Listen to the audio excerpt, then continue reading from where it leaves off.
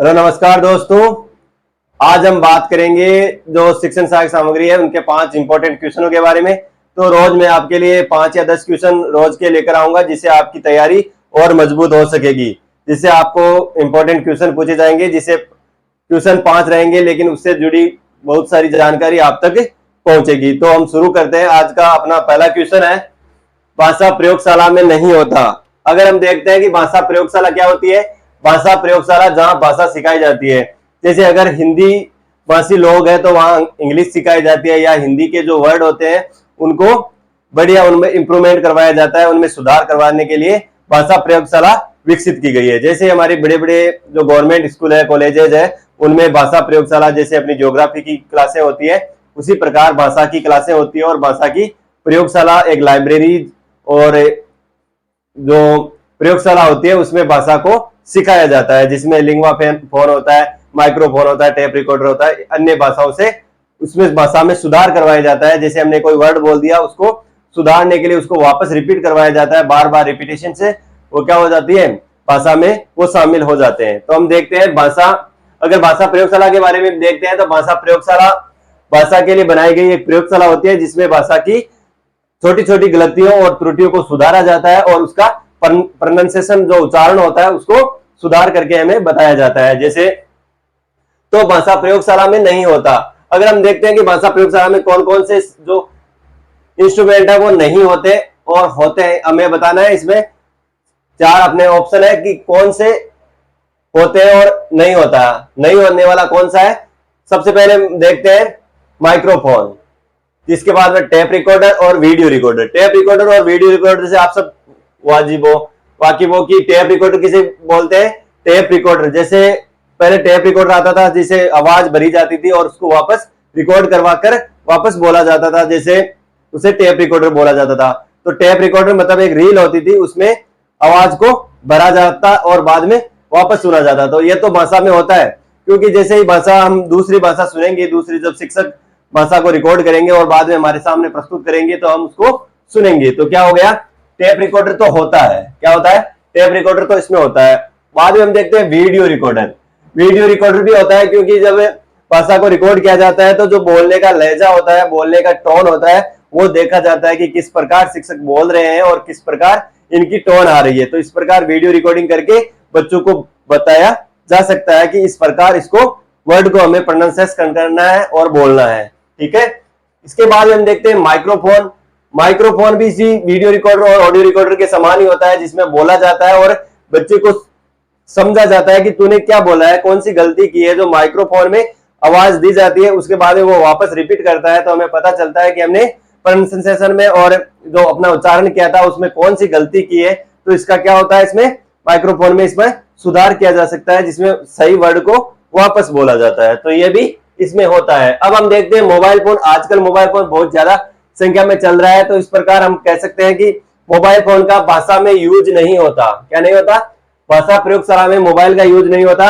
लेकिन कई सारे हम गलती कर सकते हैं कि भाषा फोन, ये मोबाइल फोन भी तो हम गूगल ट्रांसलेट करते हैं, उस प्रकार यूज ले सकते हैं, लेकिन भाषा प्रयोगशाला में इसका यूज नहीं है। भाषा प्रयोगशाला में इसमें काम में नहीं ली जाता। तो इसका सही, हमारा अभी सही आंसर क्या हो गया, मोबाइल फोन, लेकिन ये यूज नहीं होता। इसके बाद हम देखते हैं फ्लैनेल बोर्ड में लगने वाला कपड़ा।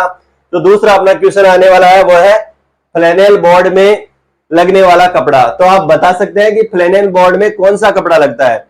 तो फ्लैनेल बोर्ड, पहले हम देखते हैं फ्लैनेल बोर्ड बोलते किसको है। जो हमने अभी एक आसान भाषा में देखते हैं कि कभी आप क्लासों में देखा होगा या कॉलेज के सामने जब भी कोई नोटिस चिपकाया जाता है, तो हमारे पास तो क्या चिपकाया जाता है, अभी किस पे चिपका देते हैं, जो बाहर व्हाइट बोर्ड होता है उस पे लगा देते हैं या दीवार पे लगा देते हैं। तो इस प्रकार जो नोटिस करवाने के लिए क्या करवाया जाता है, फ्लैनेल बोर्ड का यूज किया जाता है। तो हम देखते हैं क्या फ्लैनेल बोर्ड किस कपड़े का बना होता है। तो आप क्वेश्चन का आंसर दे सकते हैं कि फ्लैनेल बोर्ड, जो फ्लैनेल बोर्ड है अपना, वो किस कपड़े का बना होता है। क्या रेशम का बनता है, क्या खादी का बनता है, या कपड़ा नहीं लगा होता और कोई भी कपड़ा इसमें यूज किया जा सकता है। तो आप इस क्वेश्चन का आंसर दे सकते हैं। तो पहले हम देखते हैं इसके जो ऑप्शन है उनके बारे में देखते हैं। क्या रेशम का बनता है? तो रेशम का नहीं बनता। क्या कपड़ा नहीं लगा होता, कपड़ा तो लगा होता ही है, कपड़ा तो लगा होता ही है, तो ये भी ऑप्शन हमारा कट हो गया। उसके बाद हम देखते हैं कोई भी कपड़ा, अगर कोई भी कपड़ा, इसका ऑप्शन नहीं हो सकता, कोई भी कपड़ा नहीं है, तो इसमें आपका सही आंसर क्या हो गया, खादी का। खादी का जो कपड़ा होता है उसपे प्लेनिल बोर्ड पे खादी का कपड़ा लगाया जाता है। तो ये क्वेश्चन बहुत बार पूछा गया है कि प्लेनिल बोर्ड पर कौन सा कपड़ा लगाया जाता है, तो प्लेनिल बोर्ड पर कौन सा कपड़ा लगाया जाता है, खादी का कपड़ा लगाया जाता है।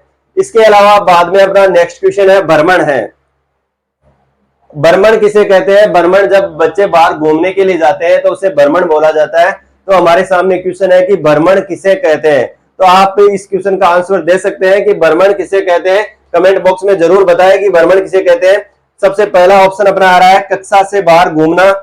सबसे पहला ऑप्शन क्या है, कक्षा से बाहर घूमना। अगर बच्चे कक्षा से बाहर घूम रहे हैं तो क्या इसे भ्रमण बोला जाएगा, या योजनाबद्ध निरीक्षण, अगर योजनाबद्ध निरीक्षण करने के लिए बच्चे कहीं जा रहे हैं तो उसको भ्रमण बोला जाएगा, या कक्षा से बाहर आनंद ले रहे हैं, कोई बच्चे आनंद ले रहे हैं, घूम रहे फिर रहे हैं, तो उसे भ्रमण बोला जाएगा, या कक्षा से उबकर बाहर टहलना भी भ्रमण बोला जाएगा। तो आप बताओ कि कौन सा भ्रमण किसे कहते हैं। भ्रमण यानी घूमना, जब हम वीकेंड में कहीं जाते हैं तो घूमना फिरना करते हैं तो उसे भ्रमण कहते हैं। तो भ्रमण किसे कहते हैं, इन ऑप्शन में आपको बताना है। क्या कक्षा से बाहर घूमना भ्रमण, अगर बच्चे कक्षा से बाहर घूम रहे हैं तो उसको भ्रमण बोला जाता है, नहीं, ऐसा नहीं है। कक्षा से बाहर अगर बच्चे घूम रहे हैं तो उसको भ्रमण नहीं बोला जाता। इसके अलावा कक्षा से बाहर का आनंद, अगर बच्चे कक्षा से बाहर कोई एक्टिविटी कर रहे हैं, खेल कूद कर रहे हैं, तो उसे क्या बोला जाएगा, उसे भ्रमण नहीं बोला जाएगा। बाहर से की गई एक्टिविटी भी भ्रमण नहीं कहलाती। इसके बाद में कक्षा से उबकर बाहर टहलना, अगर कक्षा से परेशान होकर वो बच्चा बाहर टहल रहा है तो इसको भी भ्रमण नहीं बोला जाता है। क्या नहीं बोला जाता, इसको भी भ्रमण नहीं बोला जाता। भ्रमण किसे बोला जाता है, योजनाबद्ध निरीक्षण होता है। भ्रमण क्या होता है, एक योजनाबद्ध निरीक्षण होता है। पहले योजना बनाई जाती है कि हमें उस जगह जाना है, उस जगह घूमना है, उस वहां की क्या ज्योग्राफी होगी, वहां का क्या शेड्यूल रहेगा, उस शेड्यूल के अनुसार ही हम क्या करते हैं, एक प्लान बनाते हैं और प्लान के अनुसार ही हम घूमने के लिए जाते हैं। तो उसे क्या बोला जाता है, भ्रमण बोला जाता है। योजनाबद्ध निरीक्षण ही भ्रमण कहलाता है। तो ये बहुत ही इंपॉर्टेंट क्वेश्चन है और बहुत अच्छा क्वेश्चन है कि भ्रमण किसे कहते हैं। तो भ्रमण आपका क्या हो गया, योजनाबद्ध निरीक्षण ही भ्रमण कहलाता है। इन 5 क्वेश्चनों से आपके बहुत सारे क्वेश्चन हल होने वाले हैं, तो आप बने रहिए हमारे साथ। अब हम देखते हैं चौथा क्वेश्चन अपना आ रहा है, कौन सा सर्वदर्शी सामग्री है। अब इनमें से देखते हैं कौन सा सर्वदर्शी सामग्री है। हालांकि आप सब लोगों को पता होगा सर्वदर्शी सामग्री किसे कहते हैं, सर्व सामग्री किसे कहते हैं, दृश्य सामग्री किसे कहते हैं। अगर आपको इसकी जानकारी नहीं है तो जल्द ही हम अपने वीडियो लेकर आएंगे जिसमें सर्वदर्शी और दृश्य सबको अलग अलग बारी बारी से आपको बता दिया जाएगा। तो अब पहले हम क्वेश्चन देखते हैं कि कौन सा सर्वदर्शी सामग्री है। ऐसी कौन सी सामग्री है जिसे हम सुन सकते हैं और देख भी सकते हैं। सर्वे का अर्थ क्या हो गया, सर्वे का अर्थ सुनना और दर्शय का अर्थ हो गया देखना। सर्वदर्शी सामग्री सुन भी सकते हैं और देख भी सकते हैं। ऐसी कौन सी सामग्री है इनमें से कि आप सुन भी सकते हैं और देख भी सकते हैं। तो इसका जो हमें क्वेश्चन का जवाब देने से पहले हमें ये पता होना चाहिए कि कौन कौन से जो हमारे ऑप्शन में दिए गए हैं उनका हमें अर्थ पता होना चाहिए, किसका क्या अर्थ होता है। इसका अगर हमें पता होगा तभी हम इसके बारे में बता सकते हैं। तो आप बताएं कि कौन सा सर्वदर्शी सामग्री है। क्या वर्त चित्र सर्वे सामग्री है, क्या वर्त चित्र है, क्या बुलेटिन बोर्ड है, या फ्लैनेल बोर्ड है, या चित्र विस्तारक यंत्र है। इनमें से कौन सा ऐसा यंत्र है जिसके द्वारा सर्वदर्शी सामग्री भी बोला जाता है। कौन सा ऐसा दृश्य है, क्या वर्त चित्र है, बुलेटिन बोर्ड है, चित्र विस्तारक यंत्र है, फ्लैनेल बोर्ड है। आप विचार करके बताएं कि वर्त चित्र, बुलेटिन बोर्ड, चित्र विस्तारक यंत्र और फ्लैनेल बोर्ड, इनमें से कौन सा सर्वदर्शी सामग्री होगी। तो हम देखते हैं सबसे पहले वर्त चित्र। वर्त चित्र यानी बहुत बड़ा कोई चित्र होता है, वर्त चित्र या गोलाकार चित्र, उसे क्या बोलते हैं, वर्त चित्र बोलते हैं। तो वर्त चित्र को सिर्फ क्या कर सकते हैं, हम सिर्फ देख सकते हैं। क्या कर सकते हैं, सिर्फ देख सकते हैं। तो यह क्या आ गया, दृश्य सामग्री के अंतर्गत आ जाता है। तो यह तो आपका नहीं हुआ। इसके अलावा बुलेटिन बोर्ड किसे बोलते हैं, बोर्ड को बुलेटिन बोर्ड बोला जाता है। ऐसे अगर आपको इसके पूरा अर्थ मालूम नहीं है तो बुलेटिन बोर्ड के रूप में ऐसे देख सकते हैं कि कोई बोर्ड हो, तो बोर्ड को क्या कर सकते हैं हम, बोर्ड को सिर्फ देखा जा सकता है। क्या किया जा सकता है, बोर्ड को सिर्फ देखा जा सकता है। तो ये भी आपका ऑप्शन नहीं हुआ। इसके बाद में फ्लैनेल बोर्ड के बाद भी हमने देखा ही था कि इसमें खादी कपड़ा यूज होता है, तो प्लेनिंग बोर्ड भी इसका ऑप्शन नहीं होगा। दिए गए ऑप्शन के अनुसार ये चित्र विस्तारक यंत्र इसमें सही हो सकता है। इसमें चित्र विस्तारक यंत्र सही होगा, क्योंकि इसमें चित्र विस्तारक में क्या हो गया, चित्र विस्तारक यानी सर्वे दृश्य दोनों, जैसे हम जो कोई वीडियो देखते हैं उसका विस्तार करते हैं तो चित्र का विस्तारक बन जाता है, तो इसको ऑडियो और वीडियो दोनों में देखा जा सकता है। तो ये क्या हो गया, चित्र विस्तारक यंत्र सर्वे दृश्य सामग्री के अंतर्गत आ जाता है। इसके अलावा जैसे ही ऑप्शन पे डिपेंडेंट होता है कि कौन से ज्यादा मोस्टली पास में होता है उसी को माना जाता है। इसमें तीनों ऑप्शन क्या हो रहे हैं, डायरेक्ट कट हो रहे हैं, वर्ड चित्र, बुलेटिन बोर्ड और प्लेनिंग बोर्ड। इसकी वजह से चित्र विस्तारक यंत्र को सर्वे दृश्य सामग्री के अंतर्गत माना जाएगा। इसके अलावा जो पांचवा क्वेश्चन है, अपना पांचवा क्वेश्चन और आज का अंतिम क्वेश्चन रहेगा, अधिगम की दृष्टि से सर्वोत्तम शिक्षण सामग्री है। अगर हम अधिगम सीखने की दृष्टि से देखें, अगर अधिगम की दृष्टि से कोई देखे या सीखने की दृष्टि से देखे तो सबसे सर्वोत्तम शिक्षण सामग्री कौन सी है? सर्वोत्तम शिक्षण सामग्री हमें बतानी है कि कौन सी शिक्षण सामग्री सर्वोत्तम है।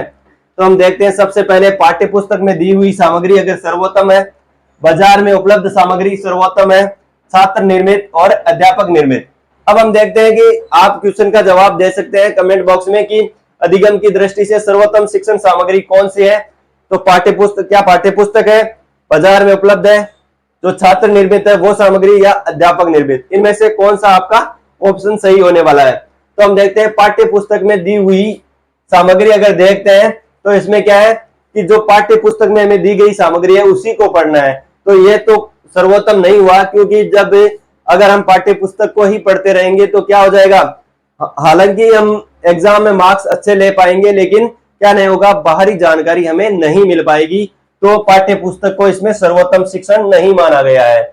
इसके अलावा हम देखते हैं बाजार में उपलब्ध, अगर बाजार में उपलब्ध है तो बाजार में उपलब्ध क्या होगी, अगर बाजार में उपलब्ध हार्ड सामग्री मिलती है या इजी सामग्री मिलती है तो बच्चों के लिए कंफर्टेबल नहीं होती, क्योंकि बच्चों का जो बुद्धि स्तर होता है वो अलग अलग होता है, उनका शैक्षणिक अलग स्तर अलग अलग होता है। जिस प्रकार बच्चे समझते हैं उसी प्रकार हमें उन्हें बताना होगा। तो बाजार में मिलने वाली उपलब्ध सामग्री भी इसमें सर्वोत्तम शिक्षण सामग्री नहीं होगी। इसके अलावा अध्यापक निर्मित सर्वोत्तम सामग्री क्या है, अध्यापक निर्मित देखते हैं, जो टीचर हमें क्लास में पढ़ाता है क्या वही शिक्षण सामग्री सर्वोत्तम है?